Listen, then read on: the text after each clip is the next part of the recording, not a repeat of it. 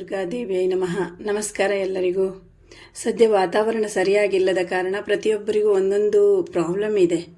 ಉರಿ ಶೀತ ಆಗೋದು, ಧ್ವನಿ ಹೋಗೋದು, ಜ್ವರ ಬರೋದು ಎಲ್ರಿಗೂ ಆಗ್ತಾ ಇದೆ. ನನಗೂ ಕೂಡ 3-4 ದಿನದಿಂದ ಹೀಗೆ ಆಗಿತ್ತು.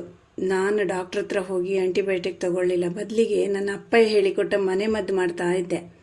ಇವತ್ತು ಸುಮಾರು ಪರವಾಗಿಲ್ಲ, ಮಾತಾಡ್ಲಿಕ್ಕೆ ಬರ್ತಾ ಇದೆ. ನಿನ್ನೆ ಎಲ್ಲ ಧ್ವನಿ ಫುಲ್ ಹೋಗಿತ್ತು. ನಾನು ಮಾಡಿದ ಮನೆ ಮದ್ದು ನಿಮಗೂ ಹೇಳಿಕೊಡ್ತೇನೆ, ನೀವು ಅದನ್ನು ಮಾಡಿ. ಇಲ್ಲ ಸಲ್ಲದ ಮಾತ್ರೆ ತಿನ್ನೋದಕ್ಕಿಂತ ಇದು ಒಳ್ಳೆಯದು ಅಂತ ನನಗನ್ನಿಸ್ತು. ನಾನು ಬೆಳಿಗ್ಗೆ ಎದ್ದವಳೆ ನೀರನ್ನು ಚೆನ್ನಾಗಿ ಕುದಿಸಿ ಉಗುರು ಬೆಚ್ಚಗೆ ಮಾಡಿಕೊಂಡು ಅದನ್ನು ಚೆನ್ನಾಗಿ ಕುದಿದ ಮೇಲೆ ಅದನ್ನು ಆರಿಸ್ಬೇಕು. ಆ ನೀರಿಗೆ ಅರ್ಧ ಚಮಚ ಉಪ್ಪು ಹಾಕ್ಕೊಂಡು, 1 ಲೋಟ ನೀರಿಗೆ ಅರ್ಧ ಚಮಚ ಉಪ್ಪು ಹಾಕಿ ಸರಿ ಮಿಕ್ಸ್ ಮಾಡಿಕೊಂಡು, ಒಂದು ಮೂಗನ್ನು ಮುಚ್ಕೊಂಡು ಇನ್ನೊಂದು ಮೂಗಲ್ಲಿ ಅಂಗೈಯಲ್ಲಿ ಉಪ್ಪು ನೀರನ್ನು ತಗೊಂಡು ಸರಿಯಾಗಿ ಒಳಗೆ ಎಳ್ಕೊಳ್ಬೇಕು ಆ ನೀರನ್ನು, ಆ ಉಪ್ಪು ನೀರನ್ನು.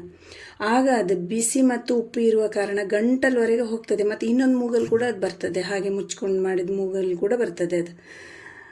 ಆಗ ಇನ್ನೊಂದು ಮೂಗಿಗೂ ಕೂಡ ಹಾಗೆ, ಈಗ ಈ ಮೊದಲು ಮುಚ್ಕೊಂಡು ಮೂಗಿಗೆ ನಾವು ಎಳ್ಕೊಳ್ತಲ್ಲ, ಇನ್ನೊಂದು ಮೂಗಿಗೆ ಮುಚ್ಕೊಂಡು ಮೂಗಲ್ಲಿ ಕೂಡ ಅದೇ ಥರ ಇನ್ನೊಂದು ಮೂಗು ಮುಚ್ಕೊಂಡು ಹಾಗೆ ಎರಡೂ ಮೂಗಿಂದ ಎಳ್ಕೊಳ್ತಾ ಹೋಗಬೇಕು. ಹೀಗೆ ಎಳ್ಕೊಳ್ತಾ ಹೋಗೋದ್ರಿಂದ ಮೂಗು ಕಟ್ಟಿದ್ದು ಮತ್ತು ಮೂಗಲ್ಲಿ ಕಫ ಎಲ್ಲ ಬ್ಲಾಕ್ ಆಗಿದ್ದಿದ್ರೆ, ಆಮೇಲೆ ತಲೆನೋವು ಬರ್ತಾ ಇದ್ದರೆ, ಹಾಗೆಲ್ಲ ಫುಲ್ಲು ಕಫ ಇತ್ತಲ್ಲ ಅದು ನೀರಾಗಿ ಕೆಳಗೆ ಬರ್ತದೆ ಅಷ್ಟು. ಮತ್ತು ಸೈನಸ್ ಪ್ರಾಬ್ಲಮ್ ಕೂಡ ಕಡಿಮೆ ಆಗ್ತದೆ. ತಲೆನೋವಂತೂ ತುಂಬ ಬೇಗ ಕಡಿಮೆ ಆಗಿ ಹೋಗ್ತದೆ.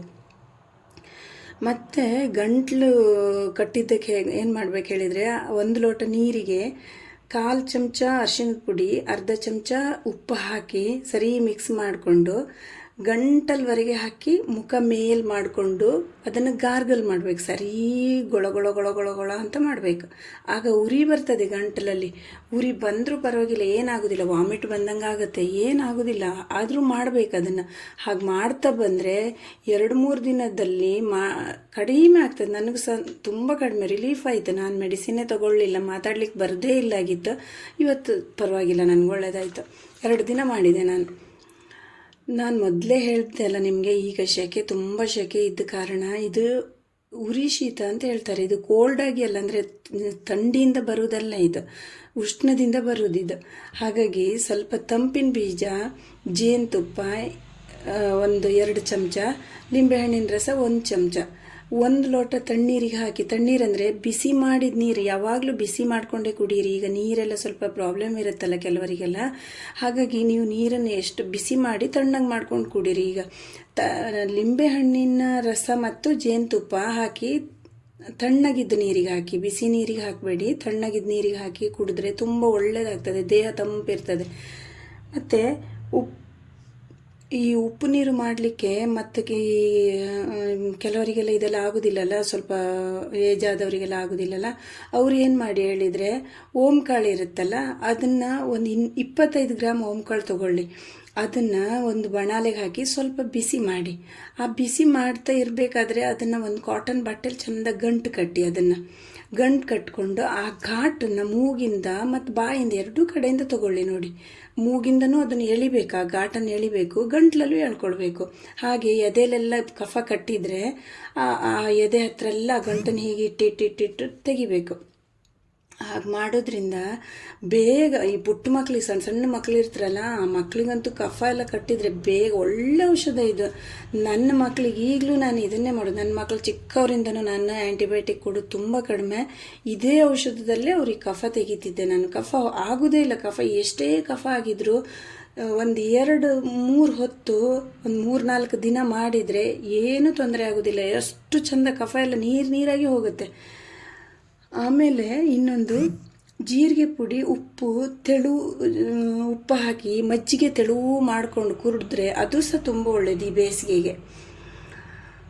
ನೀರು ಬಿಸಿ ಮಾಡುವಾಗ ಕೊತ್ತಂಬರಿ ಕಾಳನ್ನು 1 ಚಮಚ ಹಾಕಿ ಆ ನೀರು ಕುಡೀತಾ ಹೋದರೆ ದೇಹ ತಂಪಾಗಿರ್ತದೆ. ಇದು ದಾಹ ಶಮನ ಅಂತ ಹೇಳ್ತಾರಂತೆ ಕೊತ್ತಂಬರಿ ಬೀಜಕ್ಕೆ. ಹಾಗಾಗಿ ಇದು ಸಹ ತುಂಬ ಒಳ್ಳೆಯದು. ಅಂದರೆ ದೇಹ ತಂಪಾಗಿ ಇಟ್ಕೊಳ್ಬೇಕು ನಾವು ಈ ಬೇಸಿಗೆಯಲ್ಲಿ. ಇದು ಸಹ ತುಂಬ ಒಳ್ಳೆಯ ಹೆಲ್ಪ್ ಆಗುತ್ತೆ.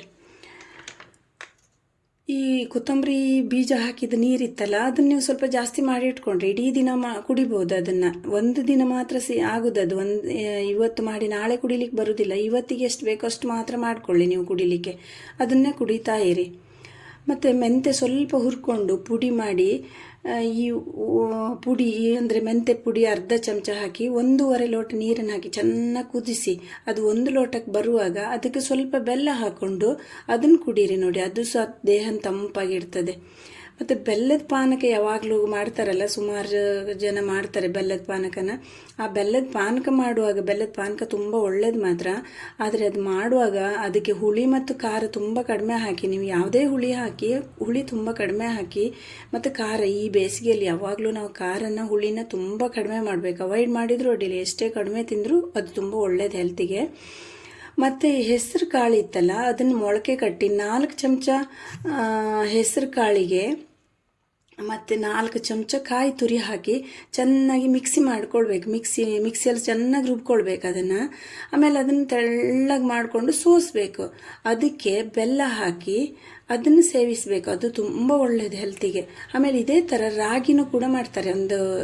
ಇದೇ ಥರ ರಾಗಿ ಮೊಳಕೆ ಕಟ್ಟಿದ್ದು ಕಾಳು, ಆಮೇಲೆ ಸ್ವಲ್ಪ ತೆಂಗಿನ ತುರಿ ಹಾಕಿ ಚೆನ್ನಾಗಿ ಮಿಕ್ಸಿ ಮಾಡಿಕೊಂಡು ಅದನ್ನು ತೆಳುವು ಮಾಡಿ ಆಮೇಲೆ ಸೋಸಬೇಕು. ಅದಕ್ಕೆ ಬೆಲ್ಲ ಹಾಕ್ಕೊಂಡು ಎಷ್ಟು ರುಚಿಗೆ ಬೇಕೋ ಅಷ್ಟು ಬೆಲ್ಲ ಹಾಕ್ಕೊಂಡು ಅದನ್ನು ಕುಡಿಯೋದ್ರಿಂದ ತುಂಬ ಹೆಲ್ತ್ ತುಂಬ ಅಂದರೆ ತುಂಬ ಒಳ್ಳೆಯದಾಗ್ತದಂತೆ.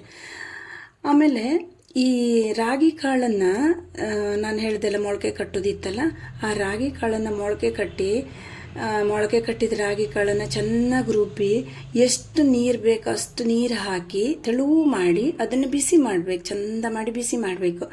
ಬಿಸಿ ಮಾಡಿಕೊಂಡು ಅದಕ್ಕೆ ಬೆಲ್ಲ ಹಾಕ್ಕೊಂಡು ಕುಡಿಯೋದು ಸಹ ತುಂಬ, ಈ ಅಂಬ್ಲಿ ಅಂತ ಹೇಳ್ತಾರೆ ಇದನ್ನು, ಅಂಬ್ಲಿ ಕುಡಿಯೋದು ಕೂಡ ತುಂಬ ಒಳ್ಳೆಯದು.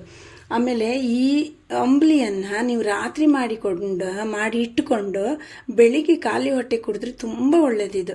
ಆಮೇಲೆ ಹೆಸರು ಮೊಳಕೆ ಕಟ್ಟಿದ್ದು ಹೇಳಿದ್ನಲ್ಲ ನಾನು, ಆ ಹೆಸರು ಕಾಳನ್ನು ಕೂಡ ರಾತ್ರಿ ಅಂತ ಹೇಳಿ ಅಲ್ಲ, ನೀವು ರಾತ್ರಿ ಮಾಡಿ ಇಟ್ಕೊಂಡ್ರೆ ತುಂಬ ಒಳ್ಳೆಯದು. ಒಂದು ಸ್ವಲ್ಪ ಒಂದು ಮುಷ್ಟಿಯಷ್ಟು ಹೆಸರು ಕಾಳನ್ನು, ನೀವು ಜಾಸ್ತಿ ಜನ ಇದ್ದರೆ ಸ್ವಲ್ಪ ಜಾಸ್ತಿ ಹಾಕಿ, ಸ್ವಲ್ಪ ಜನ ಇದೆ ಒಂದು ಇಬ್ಬರೇ ಇದ್ದರೆ ಒಂದು ಮುಷ್ಟಿ ಸಾಕು. ಒಂದು ಮುಷ್ಟಿ ಹೆಸರು ಕಾಳನ್ನು ಕುಕ್ಕರಲ್ಲಿ ಚೆಂದ ಮಾಡಿ ಬೇಯಿಸಿ ಅದು ಮೆತ್ತಗಾಗಬೇಕು. ಮೆತ್ತಗಾದ ಹೆಸರು ಕಾಳನ್ನು ತಣ್ಣಗಾದ್ಮೇಲೆ ಕೈಯಲ್ಲಿ ಚೆಂದ ಮಾಡಿ ಹೀಚ್ಕೊಳ್ಳಿ ಅದನ್ನು. ಅಂದರೆ ಅದನ್ನು ಸರಿ ನೈಸ್ ಮಾಡಿ ಮೆದು ಮಾಡಿ, ಅಥವಾ ಮಿಕ್ಸಿಗೆ ಹಾಕಿ ಮೆದು ಮಾಡಿದ್ರೆ ನೈಸ್ ಮಾಡಿದರೂ ಆಗುತ್ತೆ, ಏನು ತೊಂದರೆ ಇಲ್ಲ. ಅದಕ್ಕೆ ಬೆಲ್ಲ ಹಾಕಿ ಅದನ್ನು ಸಮೇತ ಬೆಳಿಗ್ಗೆ ಖಾಲಿ ಹೊಟ್ಟೆ ಕುಡಿದ್ರೆ ತುಂಬ ಒಳ್ಳೆಯದಂತೆ. ಮತ್ತು ಈ ಒಣ ಕೆಮ್ಮು ಬರ್ತಾ ಇರುತ್ತಲ್ಲ ಕೆಲವರಿಗೆ, ಇಡೀ ಹೊತ್ತು ಗಡಿಗೆಲ್ಲ ಒಣ ಕೆಮ್ಮು ಬರುತ್ತಲ್ಲ, ಫ್ಯಾನ್ ಹಾಕ್ಕೊಂಡ್ರೆ ಸ್ವಲ್ಪ ಧೂಳಿ ಹೋದರೂ ಒಣ ಕೆಮ್ಮು ಬರೋದು. ಆಮೇಲೆ ಈಗ ಬಸ್ಸಿಗೆ ಹೋಗುವಾಗ ಹಾಗೆಲ್ಲ ಆಗುವಾಗ ಒಣ ಕೆಮ್ಮು ಬಂದರೆ ನೀವು ಸ್ವಲ್ಪ ಈ ಕಲ್ಸಕ್ಕರೆ ಕಾಳು ಬರುತ್ತೆ ನೋಡಿ, ಸಣ್ಣ ಸಣ್ಣ ಕಾಳು ಬರುತ್ತಲ್ಲ, ಆ ಕಲ್ಸಕ್ಕರೆನ ಇಟ್ಕೊಳ್ಳಿ. ಒಂದೊಂದು ಕಾಳನ್ನು ನೀವು ಬಾಯಿಗೆ ಹಾಕ್ಕೊಂಡ್ರೆ ಆ ಒಣ ಕೆಮ್ಮು ಬರುವುದೇ ಇಲ್ಲ. ಮತ್ತು ಈ ಮನೇಲಿ ಬೆಳೆದ ಅರಿಶಿನ ಇರುತ್ತಲ್ಲ, ಅದನ್ನು ಪುಡಿ ಮಾಡಿ ಇಟ್ಕೊಳ್ತಾರಲ್ಲ, ಆ ಅರಿಶಿನದ ಪುಡಿಗೆ ಬೆಲ್ಲ ಮಿಕ್ಸ್ ಮಾಡಿ ಒಂದು 2 ಚಮಚ ಅರಿಶಿನದ ಪುಡಿ, ಒಂದು ಗಾತ್ರದ ಲಿಂಬೆಹಣ್ಣು, ದೊಡ್ಡ ಗಾತ್ರದ ಒಂದು ಲಿಂಬೆಹಣ್ಣಿನ ಗಾತ್ರದ ಒಂದು ಬೆಲ್ಲದ ಪೀಸ್, ಅಥವಾ ನೀರು ಬೆಲ್ಲ ಆದರೆ ತುಂಬ ಒಳ್ಳೆಯದಾಗುತ್ತೆ. ನೀರು ಬೆಲ್ಲನ ತೊಗೊಂಡು ಅದನ್ನು ಪೇಸ್ಟ್ ಮಾಡೋದು, ಅಂದರೆ ಅದನ್ನು ಸರಿ ಮಿಕ್ಸ್ ಮಾಡೋದು. ಅವೆರಡನ್ನು ಮಿಕ್ಸ್ ಮಾಡಿ ಅದನ್ನು ಒಂದು 5 ಗ್ರಾಮನ್ನು ತಿಂತ ಹೋದ್ರೂ ಸಮೇತ ಈ ಒಣ ಕೆಮ್ಮು ಕಡಿಮೆ ಆಗುತ್ತಂತೆ. ಆಮೇಲೆ ಈ ಭದ್ರಮುಷ್ಟಿ ಹುಲ್ಲು ಅಂತ ಸಿಗುತ್ತೆ. ಆ ಭದ್ರಮುಷ್ಟಿ ಹುಲ್ಲು ಯಾವುದು ಅಂತ ಯಾರಿಗಾದರೂ ಕೇಳಿದರೆ ನಿಮ್ಗೆ ಗೊತ್ತಿಲ್ಲದೆ ಇದ್ರೆ ಹೇಳ್ತಾರೆ.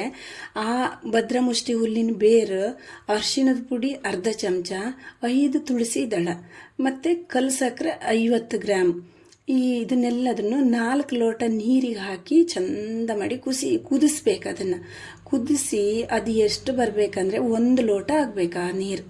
ಆಮೇಲೆ ಅದು ತಣ್ಣಗಾಗಿ ಬಿಡಬೇಕು. ತಣ್ಣಗಾಗುವವರೆಗೂ ಅದಕ್ಕೆ ಏನು ಮಾಡಬಾರ್ದು, ಹಾಗೆ ತಣ್ಣಗಾದ್ಮೇಲೆ ಸರಿ ತಣ್ಣಗಾದ್ಮೇಲೆ ಅದಕ್ಕೆ ಒಂದು ದೊಡ್ಡ ಲಿಂಬೆಹಣ್ಣನ್ನು ರಸ ಹಾಕಬೇಕು. ಆಮೇಲೆ ಒಂದು ಅರ್ಧ ಲೋಟ ಅಷ್ಟು ಜೇನುತುಪ್ಪ ಅದಕ್ಕೆ ಮಿಕ್ಸ್ ಮಾಡಬೇಕು.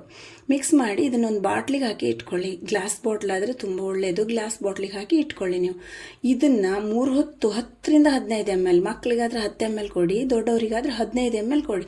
ಇದನ್ನು ಕುಡಿಯುತ್ತಾ ಬಂದರೆ ಒಂದು 3 ದಿನದಲ್ಲಿ ಎಂಥ ಅಲರ್ಜಿ, ಜ್ವರ ಇದ್ದರೂ, ಕೆಮ್ಮಿದ್ರು, ಕಫ ಎಲ್ಲ ಕರಗಿ ಹೋಗುತ್ತೆ. ಆಮೇಲೆ ಜೇನುತುಪ್ಪ ಇತ್ತಲ್ಲ, ಈ ಜೇನುತುಪ್ಪ ನೀವು ಯಾವಾಗಲೂ ನೆನ್ಪಿಟ್ಕೊಳ್ಳಿ, ಜೇನುತುಪ್ಪನ ಯಾವಾಗಲೂ ಬಿಸಿ ಮಾಡಲಿಕ್ಕೆ ಹೋಗಬಾರ್ದು. ಇದನ್ನು ಬಿಸಿ ನೀರಿಗೆ ಹಾಕೋದಾಗಲಿ ಅಥವಾ ಬಿಸಿ ಪದಾರ್ಥಗಳ ಜೊತೆಗೆ ತಿನ್ನೋದಾಗಲಿ ಮಾಡಿದರೆ ಇದು ವಿಷ ಆಗಿ ಪರಿಣಾಮ ಆಗುತ್ತೆ. ಇದರಿಂದ ನಮ್ಮ ದೇಹಕ್ಕೆ ಬ್ಯಾಡ್ದಿದ್ದ ರೋಗಗಳೆಲ್ಲ ಬರಲಿಕ್ಕೆ ಶುರು ಆಗುತ್ತೆ. ಆಮೇಲೆ ಫಸ್ಟ್ ಕುಡಿಯುವಾಗ ಏನು ಗೊತ್ತಾಗೋದಿಲ್ಲ. ಆಮೇಲೆ ಅದ್ರ ಪರಿಣಾಮ ಅಂದರೆ ಅಡ್ಡ ಪರಿಣಾಮ, ದುಷ್ಪರಿಣಾಮ ಆಗುತ್ತಲ್ವ. ಬಿಸಿ ನೀರಿಗೆ ಹಾಕಿದಾಗ ಅದು ವಿಷ ಆಗುತ್ತಲ್ವ. ಅದನ್ನು ನಾವು ತಿಂದರೆ ನಮ್ಮ ದೇಹದ ಮೇಲೂ ಕೂಡ ಅದೇ ಪರಿಣಾಮ ಬೀರ್ತಾ ಹೋಗ್ತದೆ. ಹಾಗಾಗಿ ಜೇನುತುಪ್ಪನ ಯಾರೂ ಸಮೇತ ಬಿಸಿ ಮಾಡಬೇಡಿ. ಮತ್ತು ಬಿಸಿ ಪದಾರ್ಥದ ಜೊತೆಗೆ, ಬಿಸಿ ನೀರಿನ ಜೊತೆಗೆ ಜೇನುತುಪ್ಪನ ಯಾವಾಗಲೂ ಕುಡಿಬೇಡಿ.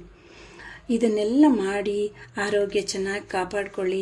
ಬೇಸಿಗೆ ಇದೆ, ಸರಿ ನೀರು ಕುಡಿಯಿರಿ. ನಾನು ಹೇಳಿದಾಗೆ ಕೊತ್ತಂಬರಿ ನೀರು ಕುಡಿಯೋದ್ರಿಂದ ತುಂಬ ಒಳ್ಳೆಯದಾಗ್ತದೆ, ದೇಹ ತಂಪಾಗಿರ್ತದೆ. ಮತ್ತು ನಾನು ಇಂಥದ್ದೇ ವಿಷಯಗಳ ಜೊತೆಗೆ ನಿಮ್ಮ ಜೊತೆಗೆ ಮುಂದೆ ಬರ್ತೇನೆ. ಧನ್ಯವಾದಗಳು.